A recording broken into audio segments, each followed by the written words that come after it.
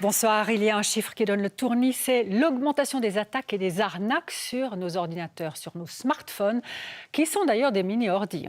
Nous allons être très concrets ce soir, non seulement sur les risques que nous courons en étant plus connectés qu'avant, vol de données, vol d'argent, entre autres choses, problématiques pour vous, mais aussi potentiellement pour tous vos amis.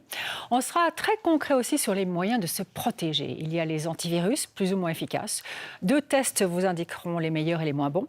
Mais comme ce ne sont pas des boucliers parfaits, on vous donnera quelques pistes pour améliorer nettement votre cybersécurité. Et ce n'est pas tout. Un déménagement en partance de Genève a laissé un goût amer à un couple de téléspectateurs d'à bon entendeur.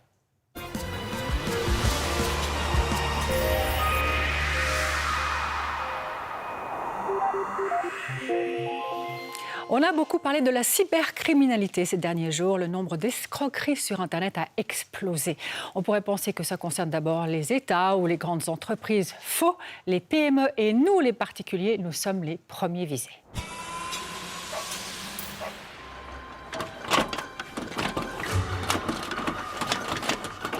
Subir un cambriolage, c'est traumatisant. Constater que des inconnus ont fait irruption dans l'intimité de votre foyer laisse des traces. Qu'il vous ait dérobé des objets précieux ou non, ça ne fait aucune différence. Sur Internet, une intrusion ressemble à un cambriolage. Mais elle ne laisse pas le même goût, surtout qu'on ne sait pas facilement si on s'est fait pirater, hacker ou non. Aujourd'hui, en Suisse, la moyenne, une société met environ 100 jours à se rendre compte qu'elle a été piratée. Donc parfois, malheureusement, on peut passer vraiment des mois en étant piraté et sans s'en rendre compte.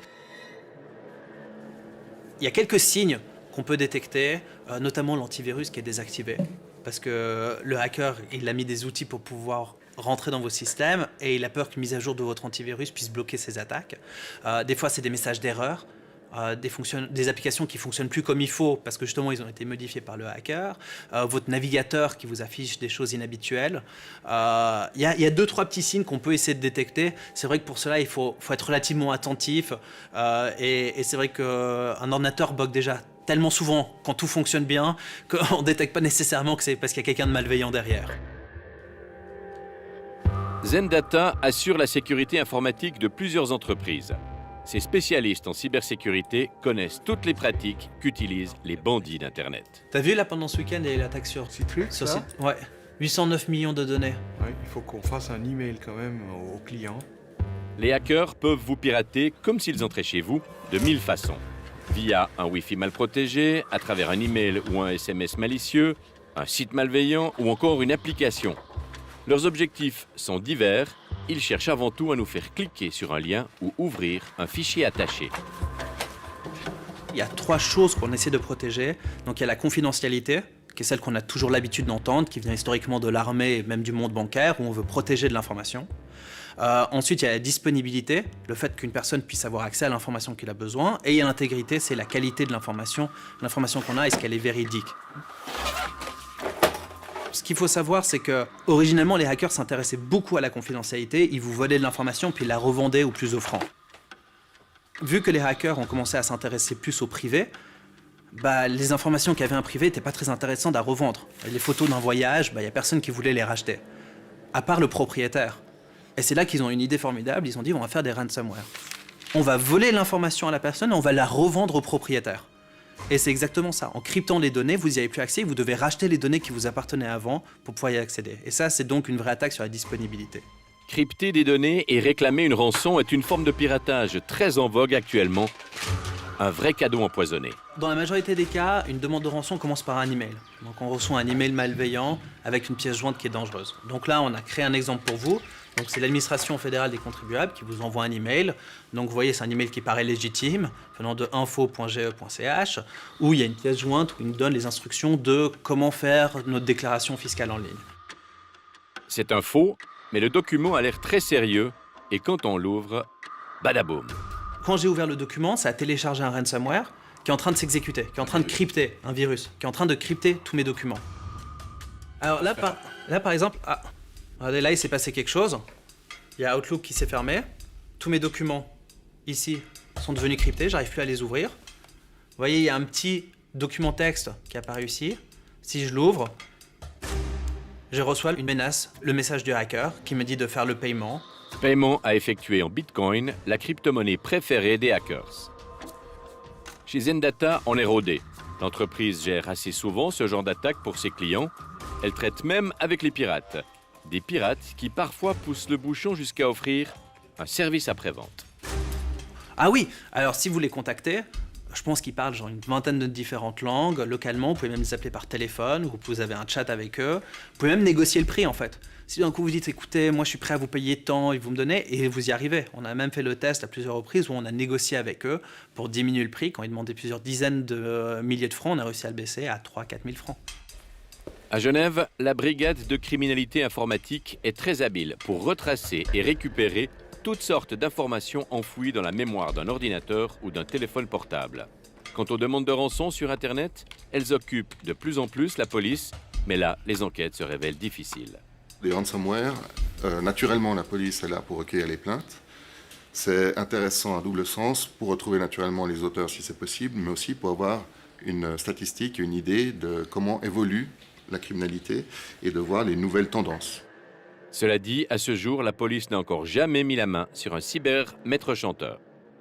Sur les ransomware, non. Malheureusement, c'est extrêmement compliqué de remonter et sur l'origine du délit et sur le flux financier quand les gens payent. Oui, bonjour, Christian Rémy, Société Acknowledge. Chez Acknowledge, on soumet les entreprises à différents scénarios qui simulent une attaque et permettent d'évaluer le niveau de protection. La sécurité, c'était quelque chose d'important et que faire un test d'intrusion, ça faisait sens et qu'il valait mieux qu'on teste d'abord leur sécurité avant que ce soit quelqu'un d'autre qui s'en occupe. Le type d'attaque également, aujourd'hui, ça s'est vraiment professionnalisé. Il y a encore 15-20 ans en arrière, c'était souvent des amateurs, des gens qui faisaient ça pour le côté défi technique. Aujourd'hui, on voit que la criminalité informatique, c'est quelque chose qui s'est professionnalisé. C'est la mafia. C'est des gens qui avant vendaient de l'arme, de la drogue, de la prostitution. Maintenant, ils ont vraiment déplacé leur organisation sur le monde digital. Il y a beaucoup moins de risques pour eux, c'est extrêmement rentable et ils arrivent à être tout d'un coup très international. Un groupe criminel qui se trouve de l'autre côté du globe peut sans problème attaquer des gens en Suisse romande. Le business de la criminalité cybernétique aujourd'hui se chiffre en centaines de milliards de francs, plus que le trafic mondial de drogue et de prostitution réunis. En Suisse, la brigade genevoise est une des plus avancées pour lutter contre cette criminalité. Elle a même obtenu des crédits supplémentaires pour mener de nouvelles enquêtes dans le cyberespace. Ce qui nous occupait quasiment à 100%, c'était des délits de pédopornographie. L'évolution aujourd'hui, on se rend compte que l'analyse de supports numériques est devenue à peu près un quart, 25% des affaires qui sont traitées ici. Et puis, ça a été remplacé par tout ce qui est, on va dire, enquête Internet. La police marque des points en Suisse, mais souvent sur Internet, les enquêtes n'ont pas de frontières et il est alors très difficile de remonter jusqu'aux auteurs de délits quand ils agissent de l'étranger. La possibilité que nous avons au niveau des polices cantonales, c'est d'informer le public, en ayant connaissance des phénomènes, de pouvoir déclencher des campagnes d'information qui attirent l'attention du public sur justement faire attention. Je pense par exemple à l'escroquerie Microsoft. Ces gens qui téléphonent, qui se font passer pour Microsoft pour ensuite installer des systèmes sur l'ordinateur et en prendre le contrôle. Cryptage de données, demande de rançon, il y a aussi le formjacking. Vos données sont avalées quand vous payez un achat sur Internet, etc. Il n'y a pas que nos ordinateurs qui sont vulnérables, tout ce qui est connecté, nos montres connectées par exemple, et surtout nos téléphones intelligents, nos smartphones. Un exemple très concret maintenant, une usurpation d'identité exécutée grâce, ou plutôt à cause d'un SMS sympathique. C'était un dimanche matin.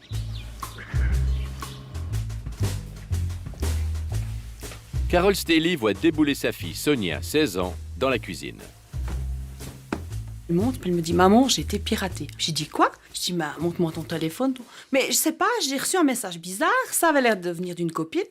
Puis en fait, c'est pas ça. Puis j'ai voulu regarder le Natel, j'ai pas vu de message étrange, mais j'ai pas très bien compris ce qu'elle m'a dit. Puis je lui ai dit « Écoute, c'est bon, je vois rien, y a rien à faire, on verra bien. » On verra bien, Carol Staley a bien vite vu. 200 francs de plus sur sa facture Swisscom pour un achat via iTunes. Alors c'était mis Natel-P, achat, iTunes, Voucher, je ne sais plus exactement, comme si on avait acheté une carte pour écouter de la musique ou quelque chose du style. Carole Staley contacte iTunes et Swisscom. Et elle argumente, Sonia n'a rien voulu acheter, mais rien à faire, elle doit assumer. Alors nous offrons sur notre espace client la possibilité d'acheter un certain nombre de services, notamment des services digitaux comme des vouchers iTunes ou ce genre de choses-là. Malheureusement, ce qu'on a constaté dernièrement, c'est que certaines personnes abusent de clients dont ils ont quelquefois piraté le compte iTunes pour récupérer le carnet d'adresses, pour les contacter en se faisant quelquefois passer à la place de quelqu'un d'autre et récupérer le login, le mot de passe. Sonia a cru qu'elle dialoguait avec une copine. Sans arrière-pensée, elle a certainement dû lui confier les coordonnées de son compte iTunes, le site sur lequel on peut acheter de la musique ou des vidéos. C'est exactement ce qui a dû se passer. On a eu d'autres exemples où des clients nous ont envoyé une copie de la communication qu'ils ont pu avoir avec le pirate. Et donc on voit très bien dans un Facebook Messenger un échange entre notre client et ce pirate qui se fait passer pour quelqu'un d'autre. Et malheureusement, les clients, quelquefois, tombent dans le panneau et remettent ce genre d'informations. Swisscom a finalement accepté d'effacer l'ardoise de Sonia et la fonction qui permet ce type d'achat a été bloquée. On verra tout à l'heure un autre exemple de données très probablement dérobées. Mais ce qui vous intéresse sûrement en priorité, c'est de savoir comment se protéger. Plusieurs moyens. On commence par les antivirus. Le choix s'est élargi. Il y a des gratuits, des payants. Nos collègues belges de Testachat en ont testé plus d'une trentaine en toute indépendance, alors que souvent ce sont les éditeurs des antivirus qui font eux-mêmes les tests. Chez Testachat à Bruxelles, c'est Philippe Lecoq qui a supervisé le test antivirus. Nous avons acheté le produit, nous l'avons installé, nous l'avons laissé tourner naturellement et puis nous l'avons bombardé par une quantité très importante de virus différents. Le test évaluait la facilité d'utilisation des antivirus, mais surtout leur capacité de détection et de décontamination, d'autant que les virus informatiques sont capables de tâches très diverses. Vous avez les virus qui utilisent votre ordinateur comme pour ce qu'on appelle miner les crypto-monnaies. Là, le problème, c'est que votre ordinateur ne travaille plus pour vous, mais travaille pour le hacker. Et vous n'avez plus aucune puissance disponible. Certains autres essayent de se procurer vos coordonnées bancaires. D'autres vous font simplement peur, et ainsi de suite, quoi. Les virus peuvent faire de sacrés dégâts, on le voit. Hein. Bonsoir Stéphane. Bonsoir Manuel. Donc mieux vaut en avoir un d'antivirus sur son ordinateur, mais encore faut-il qu'il soit efficace. Alors lesquels le sont, lesquels ne le sont pas? Tout à fait. Alors, on a fait un test, on a retenu 3 critères principaux. Est-ce que ces antivirus sont bons pour détecter l'hameçonnage de l'ordinateur? Oui. Est-ce qu'ils sont bons pour détecter les sites infectés, voire les fichiers infectés qu'on pourrait télécharger? Et puis, est-ce qu'ils sont utiles aussi contre le rançonnage ou plutôt les rançongiciels, comme on les appelle. D'accord, 3 critères. Ça, c'est les critères. Et puis, ce qu'il faut savoir de votre côté, après, c'est combien vous êtes prêt à mettre pour un antivirus, quel prix vous êtes prêt à payer. Alors, vous avez des licences pour 1 année, 2 ans, 3 ans, 5 ans. Et puis, si vous êtes 1, 2, 3, 4, 5 dans la famille, ça va changer le prix, bien sûr. D'accord. Et puis, il faut se méfier des actions aussi. Il faut se méfier des actions parce que le prix bon marché, comme c'est un abonnement, l'année d'après, vous allez payer le prix fort. Ouais. D'accord. Ces conseils étant donnés, on commence par les antivirus pour les PC avec les 3 meilleurs gratuits et les 3 meilleurs payants pour finir avec les 2 moins bons. Le meilleur antivirus payant est Bitdefender Internet Security. Il obtient le score de 8.1 sur 10. Il est jugé très bon contre le phishing, l'hameçonnage en français, les logiciels rançonneurs ainsi que la détection des sites et des fichiers infectés. Pour protéger un PC pendant 1 an, il vous en coûtera 27,95 francs. Tout aussi bon sur ces 4 critères, on trouve i7 Internet Security. La licence coûte 39,30 francs. 3e position pour Norton, même qualité générale, sauf contre l'hameçonnage qui est seulement bon. La licence est valable pour 5 postes, 89,90. À la 3e place du classement général, on trouve le premier antivirus gratuit, Bitdefender. Avec 7.9, il est jugé de très bonne qualité. Les 2 autres gratuits sont Avast 7.7 et AVG 7.6. Ils sont aussi considérés comme de top qualité par la revue. En bas de classement, on trouve Malwarebytes. Noté 4.3, il est jugé insatisfaisant pour la détection de sites et fichiers infectés, moyen contre l'hameçonnage et mauvais contre les rançongiciels. Enfin, dernier du classement, Dr Web fait encore moins bien avec une protection anti-hameçonnage jugée mauvaise. Score 3.9. Parmi les 6 antivirus qui sont jugés bons, il y a 3 payants et 3 gratuits. Alors, à part le prix, quelle différence? Les explications de Philippe Lecoq. Quand il existe une version payante et une version gratuite, la version payante est en général un tout petit peu supérieure au niveau efficacité. Mais dans l'ensemble, les gratuits sont de bon niveau aussi. Effectivement, le problème avec les gratuits, c'est que c'est vous le produit et qu'on essaye par tous les moyens de vous forcer à passer soit à la version payante, soit on vous bombarde de publicités qui à la limite peuvent se révéler gênantes. Vous êtes prévenus, le gratuit n'est pas tout à fait gratuit. On vient de parler d'ordinateurs PC et les Mac, vous allez me dire, on entend souvent qu'il n'y a pas besoin d'antivirus sur un Mac. Eh bien, pas si sûr. Aujourd'hui, les gens pensent encore que le Mac est plus sûr que le PC. D'un point de vue purement technique, le Mac n'est pas plus sûr que le PC. Il y a des vulnérabilités sur Mac, il y a du code malveillant sur Mac. La réalité, par contre, c'est qu'effectivement, il y en a moins, mais c'est avant tout une question de part de marché. Apple a une part de marché beaucoup plus faible que ce que peut avoir Microsoft. Et aujourd'hui, pour un pirate informatique, c'est beaucoup plus intéressant de développer un code malveillant sur la plateforme majoritaire que sur du Mac. Mais il y a quand même souvent un faux sentiment de sécurité sur Mac, parce que les gens se disent « il n'y a pas de virus ». Non, c'est juste qu'il y en a moins, mais techniquement, c'est possible. Alors, moins de virus sur un Mac, mais les attaques sont quand même possibles, donc un antivirus, ça vaut la peine, Stéphane. Tout à fait. Alors, la gamme des antivirus pour Mac est plus faible que celle pour PC, mais il y en a, des gratuits et des payants. Dans ce test, il y a une petite différence, c'est qu'on n'a pas testé les logiciels rançonneurs parce que ça ne s'applique pas pour les Mac. On va parler des 3 meilleurs et des 2 moins bons. Du côté des antivirus pour Mac, 3 produits sont qualifiés de bons par Testachat, tant pour l'hameçonnage que pour la détection des fichiers et sites infectés. Il s'agit de i7 Cyber Security Pro, 6.9 sur 10, dont la licence annuelle coûte 39,30 francs. Kaspersky Internet Security, 6.6, un logiciel à 52 francs sur le site du fabricant. Et en 3e position, avec 6.5, on trouve Bitdefender, 21,40 francs, toujours pour un poste et 1 an.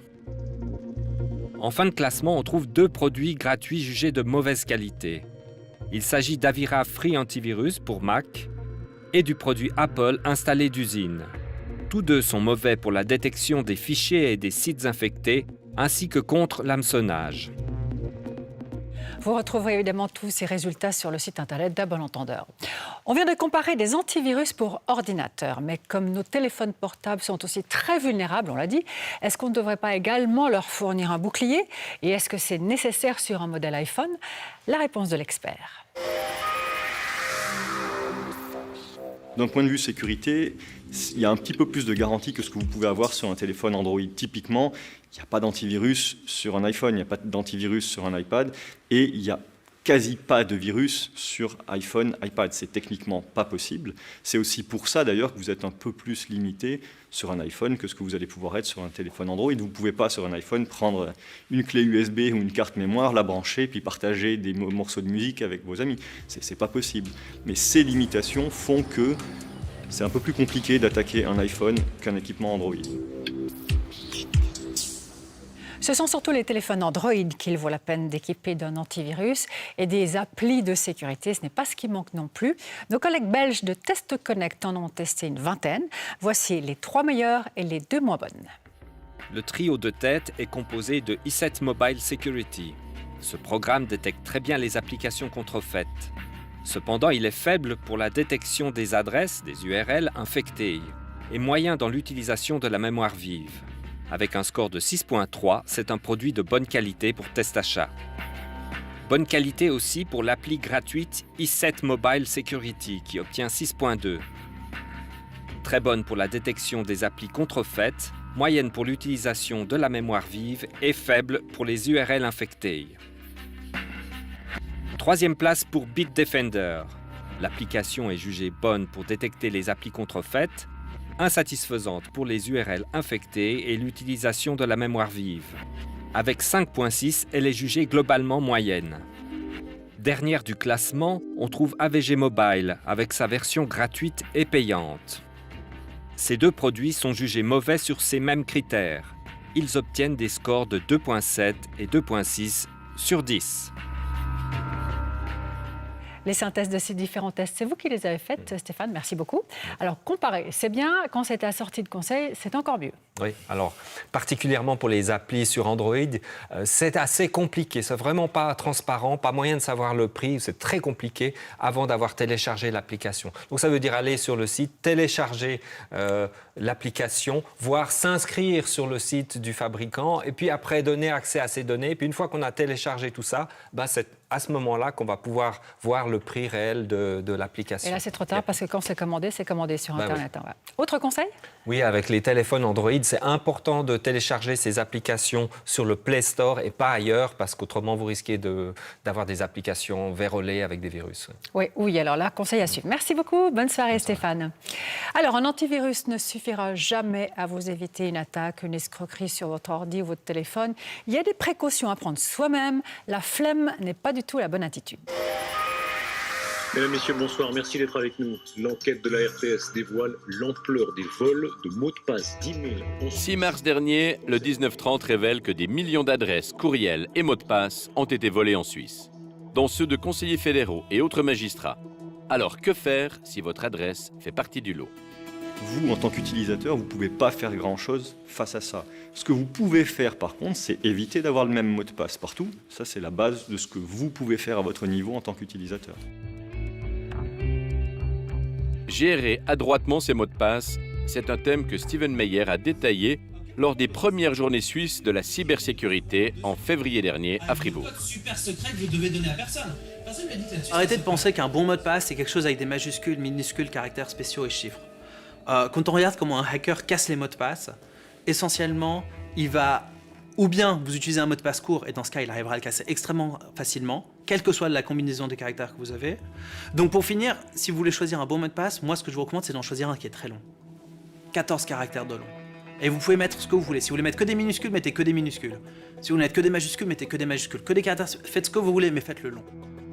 Des mots de passe différents partout. Pour s'en rappeler, il faut s'en souvenir. Et pour ça, un gestionnaire de mots de passe peut se révéler très utile. Le gestionnaire de mots de passe va créer le mot de passe pour moi, s'en rappeler à ma place et surtout le saisir à ma place, de sorte à ce que moi, j'ai que mon mot de passe principal à retenir. Donc là, je me connecte sur le site d'Anibis, je vais choisir que je n'ai pas encore de compte utilisateur, je vais devoir saisir mon adresse email,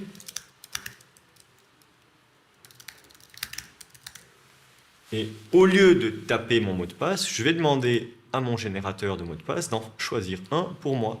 Donc là, je vais lui dire que je veux un mot de passe aléatoire d'une longueur de 40 caractères avec 2 chiffres et 2 caractères spéciaux. Je vais faire remplir, il saisit à ma place, et quand je clique sur s'inscrire, vous allez voir que du coup, dans mon gestionnaire de mots de passe, il se rappelle que je suis allé sur Anibis et il a enregistré pour moi le mot de passe qu'il a généré et dont j'ai plus besoin de me rappeler.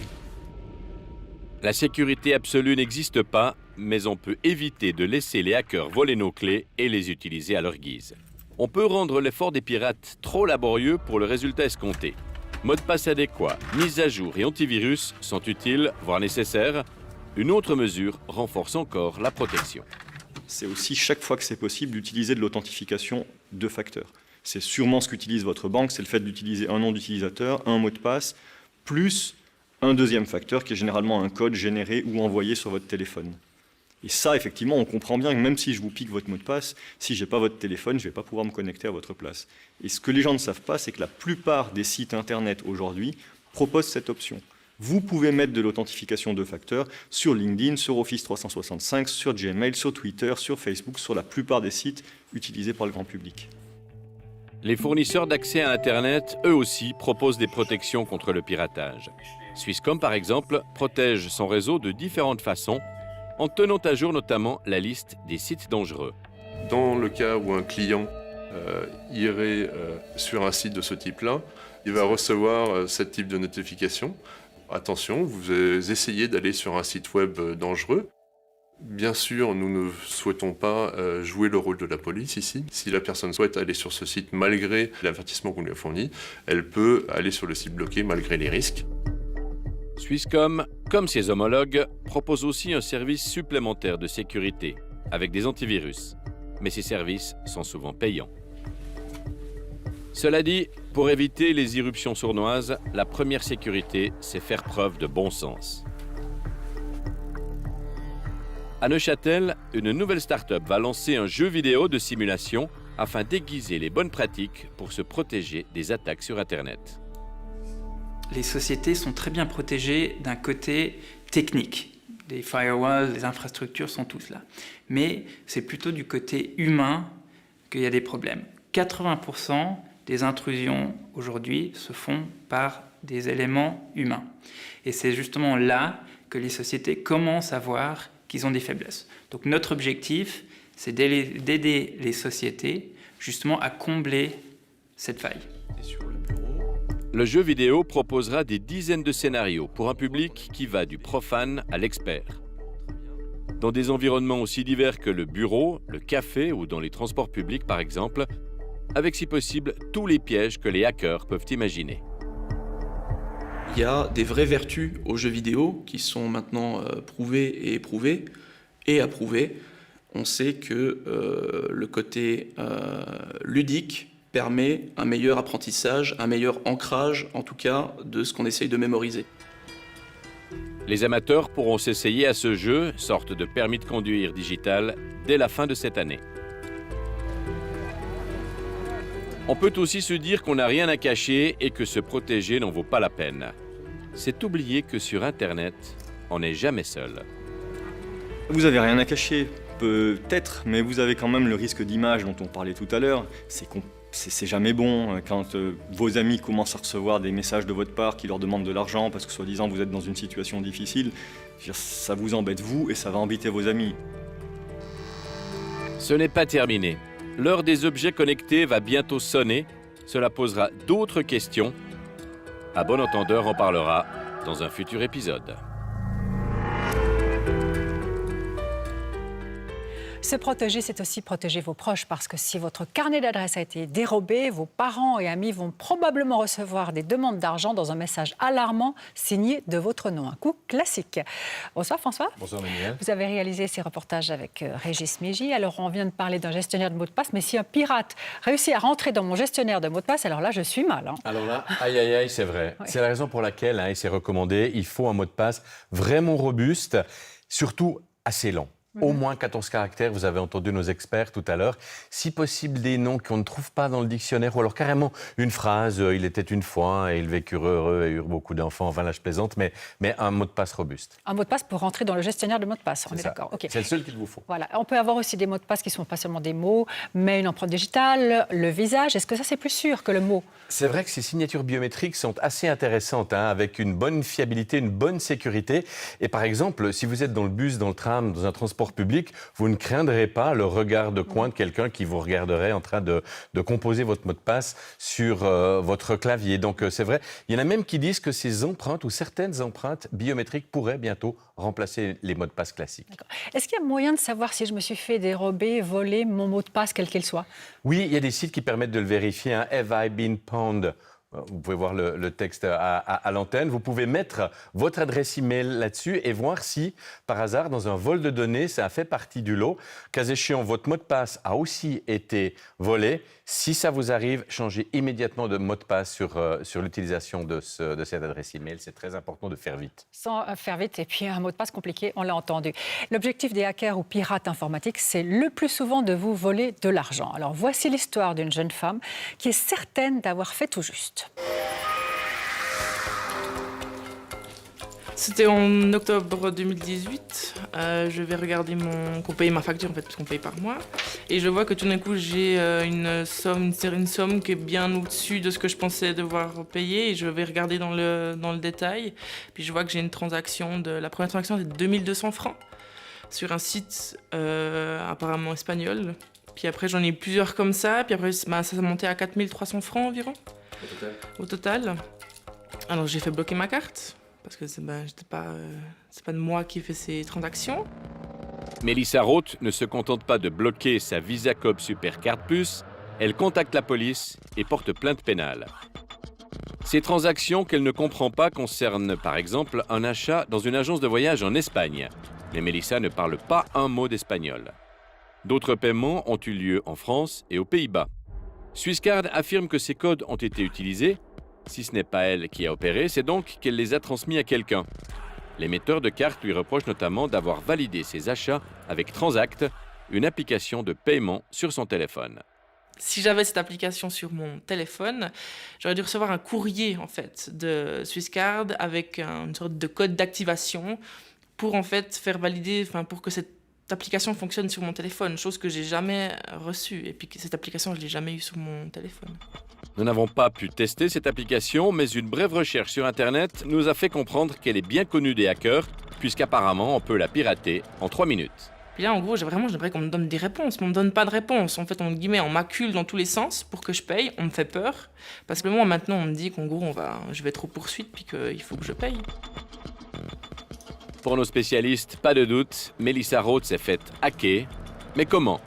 Plusieurs scénarios sont possibles. Dans la deuxième moitié de 2018, il y a un groupe de hackers qui s'appelle MarchCard qui ont hacké plus de 6400 sites de e-commerce pour voler les cartes de crédit. Il y a entre autres British Airways qui se sont fait avoir, il y a aussi Ticketmaster qui se sont fait avoir. Donc ça, c'est une façon de voler les cartes de crédit. Mais la dernière façon, c'est même la façon traditionnelle. Vous allez au restaurant, vous donnez votre carte de crédit à un serveur pour payer le restaurant. Lui, il peut prendre son téléphone, prendre une photo du devant et derrière la carte, ensuite utiliser ces informations pour faire un paiement en ligne. Jusqu'ici, Mélissa n'a rien payé. Elle attend toujours des nouvelles de Swisscard. Elle pourrait arriver sous forme de mise aux poursuites. Qu'est-ce qui s'est réellement passé? Pour l'instant, pas de réponse. Mélissa n'a rien payé à Swisscard, l'émetteur de sa carte de crédit. Swisscard, que j'avais invité à venir nous expliquer sa position, a refusé de s'exprimer sur ce cas-là.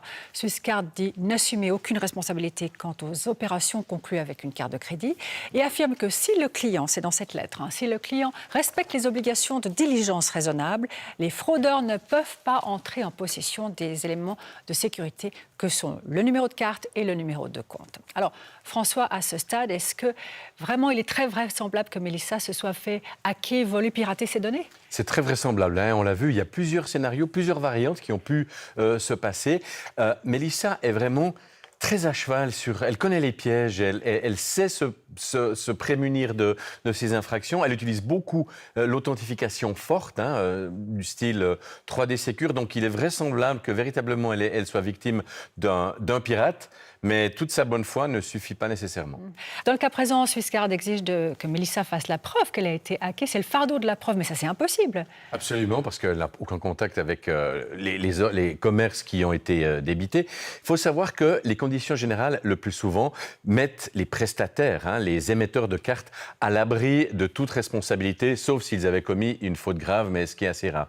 Pour Mélissa, même si elle fait la preuve que ce n'est pas elle qui a occasionné les dépenses litigieuses, ça va être très difficile. Parce que qui est responsable de cette dépense? L'escroc, bien sûr, mais il faut réussir à mettre la main sur cet escroc, ce qui est assez rare.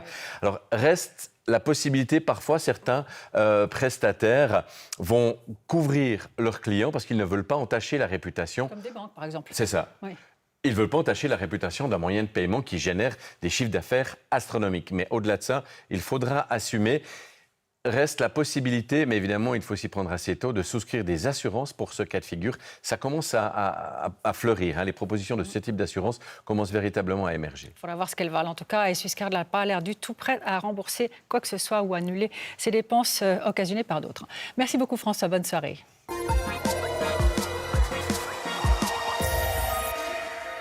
Il vous en arrive des drôles d'histoires et des histoires qui ne vous font pas rire du tout, comme ce déménagement en 2 phases vécu par un couple de téléspectateurs. Dominique Vimin les a rencontrés. On pensait que c'était un déménagement international comme un autre, c'est-à-dire on charge des meubles, on charge des affaires, on part du point A au point B, dans les dates convenues, c'est payé, et voilà. Maintenant, c'est vrai qu'on a eu la grosse mauvaise surprise, ça c'est certain. Maxime et Norma avaient fait le choix de savourer leur retraite en Espagne. Départ fixé au 31 mai 2018.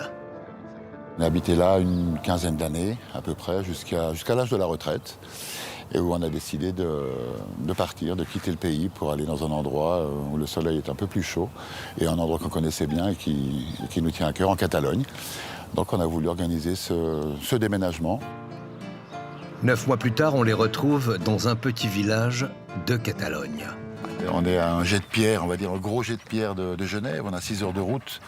C'est une région qui est très accueillante, les gens sont sympas, on mange bien, on boit bien, on se repose bien et on est suffisamment retiré de la mer, qui est à une dizaine de kilomètres, pour pas être envahi par les touristes en été. Et comme on n'est plus des touristes, on en profite. Ils reviennent sur les péripéties de leur déménagement. Des amis leur avaient recommandé l'entreprise Pélichet pour ce déménagement international. Un expert s'est même déplacé chez eux pour évaluer le nombre de mètres cubes à déménager avant de leur proposer un devis. Donc on l'a accueilli, on lui a fait un café.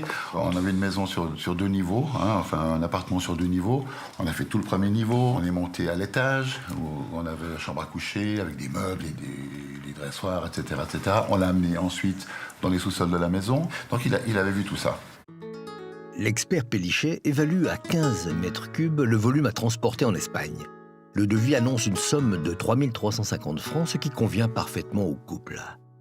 C'est le jour du déménagement que l'affaire se complique. Je vois arriver un camion, petit, mais je me suis dit, ça rentre jamais toutes nos affaires là-dedans. Même pas la table. Il y avait nos amis qui nous ont, aidé à emballer, que eux, ils se m'ont dit, mais c'est quoi ça? Ils dit, mais nous, on a eu un camion mais immense, que la moitié, il était vide, et toutes nos affaires qu'on a transportées. Il dit, mais c'est pas possible. On précise que le camion n'est pas un camion Pélichet, qu'il est immatriculé en France et que les déménageurs sont moldaves. Mais c'est un détail pour Maxime et Norma. Téléphone et négociation avec la maison Pélichet qui réévalue le volume. 36 mètres cubes au lieu de 15 mètres cubes. 2 véhicules ne seront pas de trop pour embarquer le trop-plein vers un dépôt à Genève et non pas vers l'Espagne. On devait rendre les clés le soir même, etc. Enfin, il fallait qu'on ait quitté les lieux en accord avec la régie et tout ça. On s'est dit, qu'est-ce qu'on fait? Et la seule solution qu'on a trouvée pour pouvoir remplir ces fourgonnettes, on va dire, c'était de se séparer de pas mal de pièces de mobilier. Il y avait des matelas, il y avait le lit, il y avait des armoires, des commodes, pas mal de choses. C'est des choses que vous pensiez prendre ici? Bien sûr, bien sûr. Ici, on a dû racheter un lit, on a dû racheter des trucs. Tout ça faisait bien sûr partie des 15 mètres cubes évalués par Pélichet. Comment expliquer une telle différence? On passe de 15 mètres cubes à 36 mètres cubes, comme si les meubles avaient fait des petits avant le déménagement. Le directeur de Pélichet affirme que son expert ne peut pas se tromper, donc que son entreprise n'est en rien responsable de ce dépassement. Il a clairement laissé entendre dans les conversations que j'ai eues avec lui qu'on avait chargé la mule. C'est-à-dire qu'on avait rajouté des meubles en plus, etc., etc. Alors que nous, on persiste jusqu'à la fin des temps de dire que le volume du chargement a été mal évalué dès le départ. Le mobilier qui n'a pas trouvé place dans la camionnette reste à Genève, dans un dépôt Pélichet. Il ne sera transféré en Espagne que lorsque leurs propriétaires se seront acquittés d'une facture de 2800 francs. Un tarif préférentiel selon le déménageur. Pélichet finit par débloquer le solde du mobilier et le fait livrer en Catalogne 3 semaines plus tard. Cette fois, il s'agit de 2 camionnettes immatriculées en Roumanie. On découvre un foutoir innommable. L'impression que j'ai eue, c'était le pucier qui essaie de vendre des trucs, et puis qu'il en a marre de ces trucs, il les charge dans son camion et il va à la décharge. C'est exactement ça. Do you think this is a way to charge a truck? I don't know. You don't know? I charge it that way, and this one, they put it inside. Yes. Tout en vrac, les plantes coupées en 2, des meubles abîmés, grattés, aucune protection. Et c'est là que le gars nous a dit, non, nous, pour 300 €, nous, on conduit, mais on ne décharge pas. On se demande d'ailleurs pourquoi Pélichet fait de la sous-traitance avec des entreprises étrangères pour ce genre de déménagement. Et ce, sans prévenir les clients, N'est-ce pas un peu hasardeux et risqué? Maintenant, petit à petit, on se remet un peu de nos blessures, on a léché un peu nos blessures, on a énormément de bonheur à être ici, Oui. Énormément de bonheur à remonter à Genève aussi, trouver la famille et les amis, mais notre vie maintenant est ici.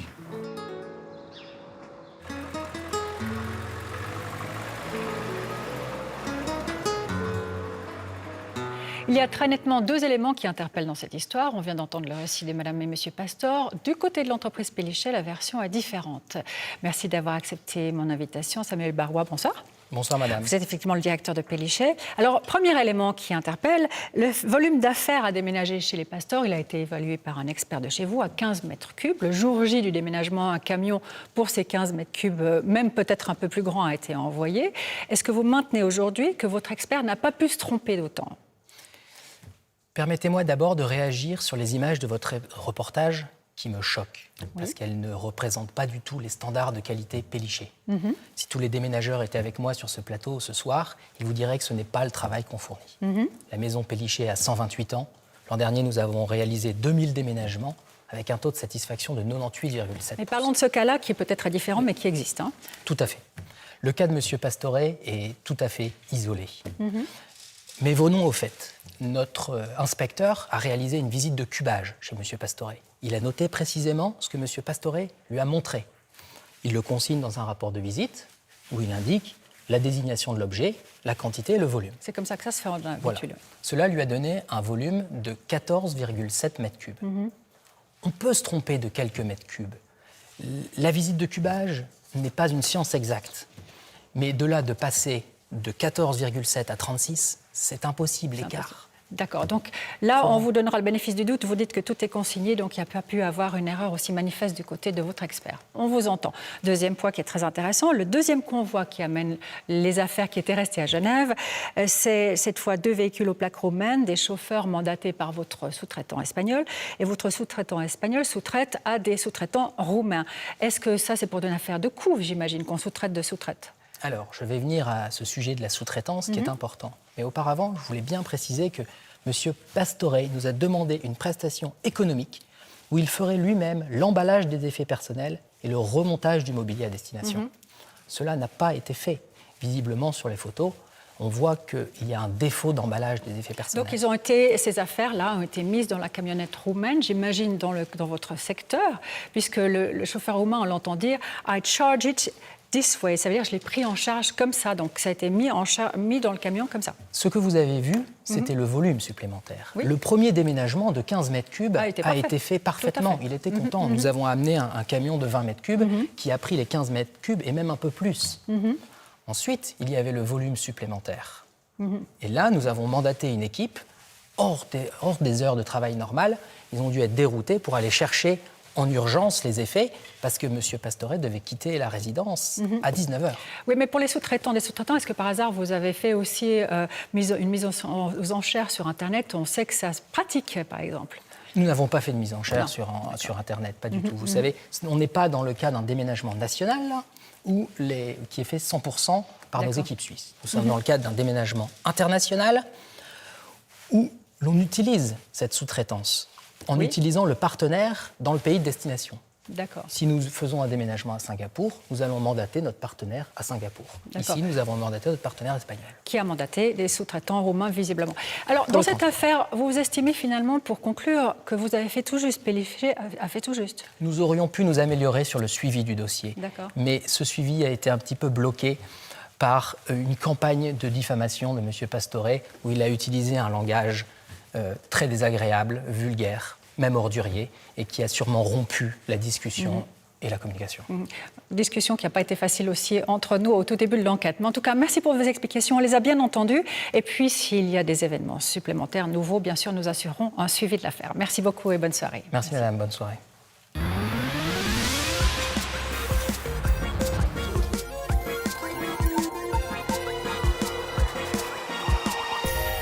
Mardi prochain, à bon entendeur, brassera des lettres et des chiffres en abondance, puisqu'on s'intéressera de près au prix des livres. Nous prenons un peu d'avance sur l'ouverture du 33e Salon du Livre à Palexpo. Vous avez sûrement été surpris de voir sur des livres publiés en France que le prix en francs suisses est plus élevé, voire nettement plus élevé que le prix en euros. Comment s'explique cette différence? Est-ce que l'écart de prix est une preuve supplémentaire qu'on traite le consommateur suisse comme une vache à lait? On s'est évidemment demandé qui fixe le prix d'un livre et qui gagne quoi entre l'auteur, l'éditeur, le distributeur, le libraire. C'est assez complexe et ça devient nettement plus clair avec des exemples concrets. Et vous verrez mardi prochain que côté alémanique, les livres importés d'Allemagne ne suivent pas tout à fait le même parcours. Enquête au pays des livres, on n'oubliera pas ceux publiés en Suisse évidemment. C'est mardi prochain, d'ici là portez-vous bien, très bonne fin de soirée.